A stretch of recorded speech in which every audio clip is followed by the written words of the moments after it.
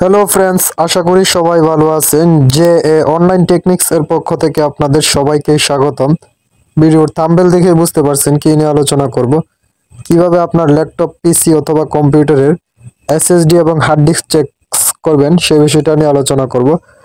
খুব অল্প সময়ের মধ্যে কয়েকটি উপায় কিন্তু আপনি এই এসএসডি অথবা হার্ড ডিস্কটি চেক করতে পারবেন।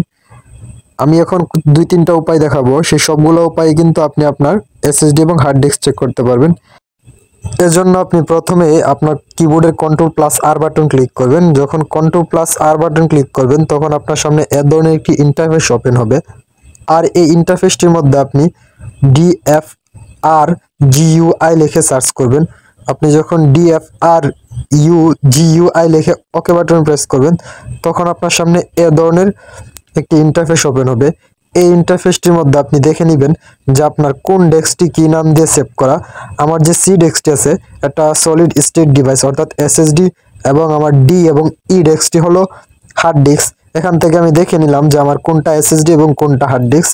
খুব সুন্দর করে কিন্তু এই অপশনটির মাধ্যমে আপনি দেখতে পারবেন যে আপনার কোন ডেস্কটা কি। তারপর আপনি এখান থেকে ব্যাক হয়ে চলে আসবেন। এখন আপনি আপনার যে দিস পিসি আছে, দিস পিসির উপর একটি ক্লিক করবেন।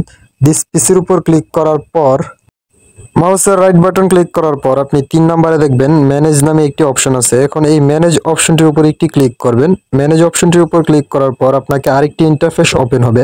আর এই ইন্টারফেসের মধ্যে আপনি নিচ দিকে দেখবেন, নিচ দিকে উপরে ডিস্ক ম্যানেজমেন্ট নামে একটি অপশন আছে। এখন এই ডিস্ক ম্যানেজমেন্ট অপশনটির উপর একটি ক্লিক করবেন। তখনই আপনি দেখতে পারবেন যে আপনার লোকাল ডেস্ক সি, ই এবং ডি এ জায়গায় দেওয়া আছে। আমার যে সি ডেস্কটি আমি এই জায়গায় দেখেছিলাম সেটা হলো আমার এসএসডি, অর্থাৎ আমার এই এসএসডিটি কিন্তু আমি প্রথমে আপনাকে দেখেছি।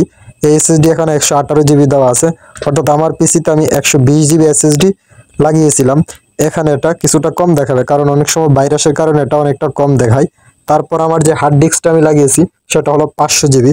এই জায়গায় আমার দুটোটাই দেওয়া আছে, যথাক্রমে ডিটা দেওয়া আছে 234 জিবি এবং ইটা দেওয়া আছে 231 জিবি, অর্থাৎ এই জায়গায়ও কিন্তু আমার কিছুটা কম দেওয়া আছে। এটা অনেকটা স্টোরেজটা যে একুরেট দেখাবে সেরকমটা না। আমার হার্ড ডিস্কটা দুই ভাগে বিভক্ত, একটা লোকাল ডেস্ক ডি এবং ইতে বিভক্ত, এবং এটা দুই জায়গায় কিন্তু দেখাচ্ছে।